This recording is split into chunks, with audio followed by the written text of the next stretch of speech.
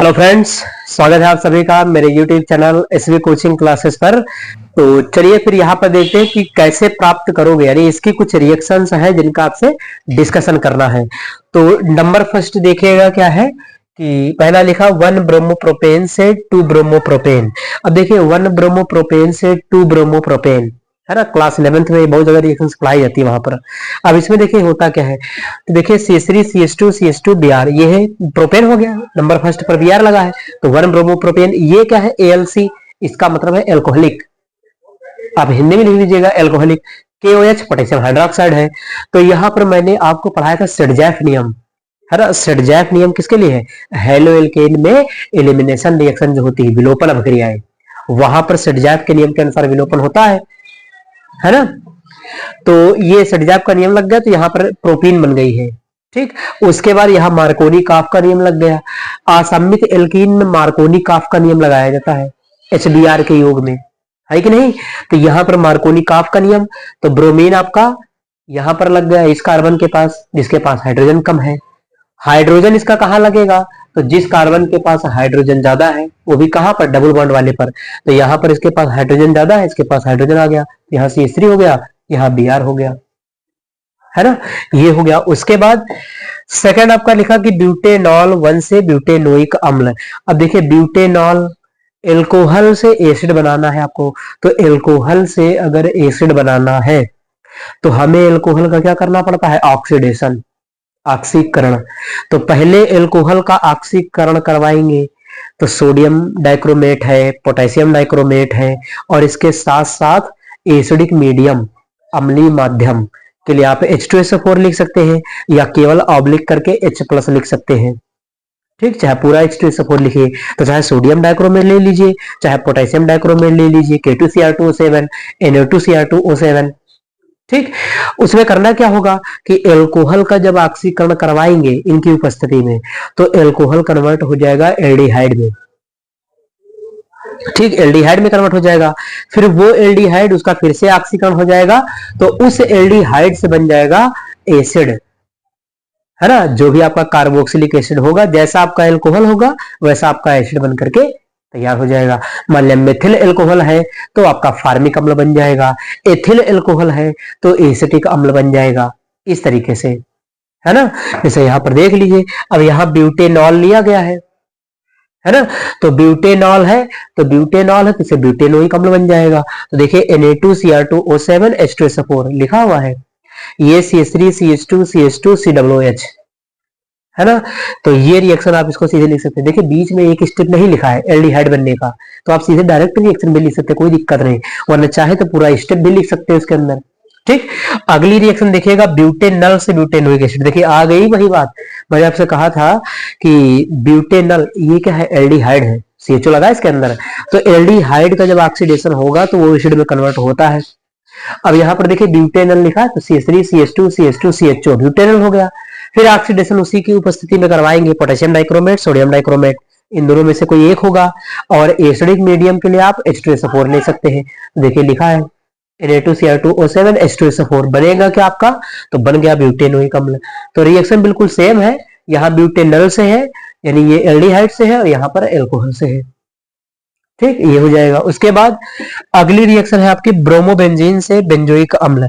अब देखिए क्लोरोबेंजीन आपने पढ़ा है, तो क्लोरीन की जगह ब्रोमीन लगा दीजिए, वहां भी मैंने आपको पढ़ाया था, यहाँ भी बता देते हैं। तो देखिए ये ब्रोमोबेंजीन है, ये मैग्नीशियम है, शुष्क ईथर की उपस्थिति में करवाएंगे, है ना। ये एक प्रकार से क्या है, ग्रिग्नार्ड अभिकर्मक के निर्माण की रिएक्शन है। अब यहाँ पर एनिल हैलाइड ले लिया गया है ना, तो ये बन जाएगा। तो phenyl magnesium bromide, phenyl magnesium bromide बनेगा, कार्बन डाइऑक्साइड, और ये है आपका H+ का मतलब एसिडिक मीडियम, अम्लीय माध्यम, H2O का मतलब जल अपघटन, तो जल अपघटन इसका अम्लीय माध्यम में होगा और CO2 के साथ रिएक्शन, तो बनेगा आपका benzoic acid MgOH Br, magnesium hydroxy bromide. ठीक, बेंजोइक एसिड बन गया, मैग्नीशियम हाइड्रोक्सी ब्रोमाइड बन गया। तो ये आपका ब्रोमोबेंजीन से बेंजोइक एसिड हो गया। तो ये हो गई कुछ 4 आपकी महत्वपूर्ण रिएक्शन जो आपके एग्जाम में छप सकती है। ठीक, आप इनका स्क्रीनशॉट ले लीजिए, फिर अगली समीकरणों का डिस्कशन मैं आपसे करता हूं।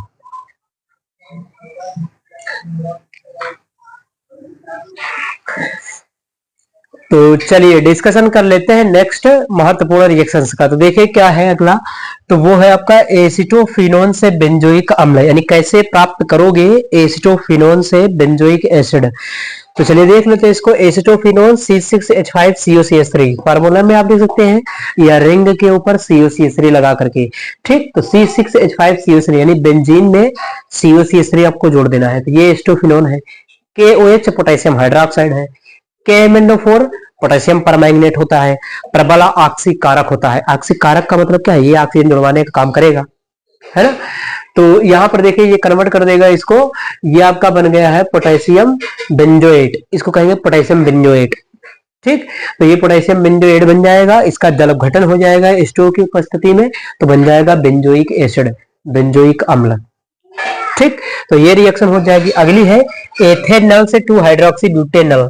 तो एथेनॉल से, अब देखिए यहां पर ये रिएक्शन CH3CHO डाइल्यूट NaOH, इसकी उपस्थिति में जब रिएक्शन होगी तो चेन इसमें बढ़ जाती है, श्रृंखला बढ़ जाएगी कार्बन की, ठीक। तो CH3CHOH यहां लग जाएगा और CH2CHO, है ना। तो ये बन जाएगा आपका एथेनॉल से 2 हाइड्रोक्सी ब्यूटेनॉल। उसके बाद अगला 7 नंबर है 1 क्लोरोब्यूटेन से N ऑक्टेन। तो 1 क्लोरोब्यूटेन से N ऑक्टेन, देखिए ये लिखा है 1 क्लोरोब्यूटेन, ये 1 2 3 4 कार्बन, ब्यूट 1 से लगा है क्लोरीन, तो 1 क्लोरोब्यूटेन ये और 1 क्लोरोब्यूटेन ये, है ना। ये एक नेमिंग रिएक्शन है। ये कौन सी नेमिंग रिएक्शन है इसको कमेंट बॉक्स में आप बताइएगा, ठीक। तो यहां पर आपका क्लोरोब्यूटेन, यहां पर क्लोरोब्यूटेन, यहां पर 2 सोडियम और ये ईथर की उपस्थिति में, तो 2Na और ये Cl मिलकर के 2NaCl बाहर निकल जाएगा। अब लिखना चाहे तो बाई प्रोडक्ट के रूप में 2NaCl लिख सकते हैं, ठीक। बाकी ये जुड़ जाएगा आपस में पूरी, तो ये बन जाएगा N octane. N octane, N का मतलब क्या, नॉर्मल ऑक्टेन, ठीक। ऑक्टेन का मतलब 8 कार्बन, ठीक। तो यहाँ 2 देखिए, एक इधर 2 ये 6, ये तो 6 2 8 हो गए, तो नॉर्मल ऑक्टेन है ये, ठीक, एक एल्केन है। उसके बाद अगला है बेंजोइल क्लोराइड से एस्टोफिनोन। तो बेंजोइल क्लोराइड C6H5COCl, ठीक। ये देखिए लिखा C6H5COCl और यहाँ पर CH4 लिया गया, AlCl3 है एल्युमिनियम ट्राइक्लोराइड। इनकी उपस्थिति में रिएक्शन होगी तो एस्टोफिनोन बनेगा और हाइड्रोक्लोरिक एसिड बनेगा, ठीक। तो ये बेंजोइल क्लोराइड से आपका बन गया एसीटोफिनोन। तो ये हो गई आपकी कुछ महत्वपूर्ण रिएक्शंस, आप इनका स्क्रीनशॉट ले लीजिए, फिर इसकी जो बची हुई रिएक्शंस है उनको मैं आपको बता देता हूं।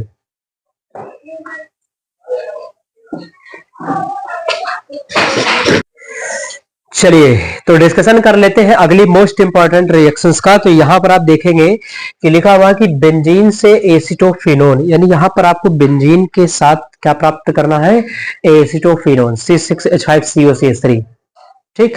तो बेंजीन देखिए आपके सामने बनी हुई है, ये आपका एसिटिल क्लोराइड है CH3COCl एसिटिल क्लोराइड, ठीक। तो CH3COCl हो गया और AlCl3, ये सब AlCl3 वगैरह उत्प्रेरक का काम करते हैं, रिएक्शन को करवाने का काम, है ना।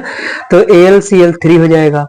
तो यहां से आप देख रहे हैं कि आप H निकाल लीजिए, हाइड्रोजन जैसे मान लिया यहां से H ओपन कर लीजिए, बेंजीन पर हाइड्रोजन लगे होते तो H यहां से Cl, यहां से HCl बाहर निकल जाएगा, जो बचा वो जुड़ जाएगा, बचा क्या COCH3, यही जाकर के लग गया, यहां पर बन गया एसिटोफिनोन, ठीक। उसके बाद बेंजिल अल्कोहल से 2 फेनिल एथेनोइक अम्ल। एक चीज और है, एसिटोफिनोन इसका एक और नाम है 2 मेथिल, है ना, इसका नाम 2 मेथिल एसिटोफिन, क्या नाम इसका, फेनिल मेथिल, तो फेनिल मेथिल कीटोन, इसका एक और नाम है फेनिल मेथिल कीटोन। तो फेनिल मेथिल कीटोन भी आपको दिया जा सकता है। मान ले बार बार इस तरीके से पूछ रहा, अब इस बार घुमा करके पूछ ले आपसे कि बेंजीन से फेनिल मेथिल कीटोन, है ना, तो फेनिल मेथिल कीटोन आपसे पूछ ले, तो ये आपको ध्यान रखना है, ये हो जाएगा, ठीक। उसके बाद बेंजिल अल्कोहल से 2 फेनिल एथेनोइक अम्ल, ये आपका बेंजिल अल्कोहल है PCl5 फास्फोरस पेंटाक्लोराइड, ये बनेगा आपका बेंजिल क्लोराइड CH2Cl लगा हुआ है, कैल्शियम पोटेशियम साइनाइड और जली अल्कोहल है एथिल अल्कोहल, इसके साथ रिएक्शन होगी तो फेनिल साइनाइड बनेगा, ठीक।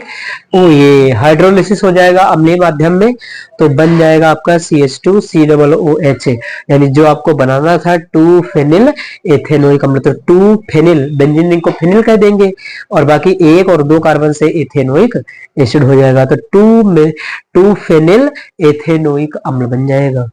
तो इस प्रकार से कैसे प्राप्त करोगे में 10 रिएक्शंस आपको मैंने बता दी है। इनमें से कोई 5 रिएक्शन आपके एग्जाम में देखने को मिल सकती है, क्योंकि अक्सर यही घुमा फिरा करके बार बार पूछी गई है।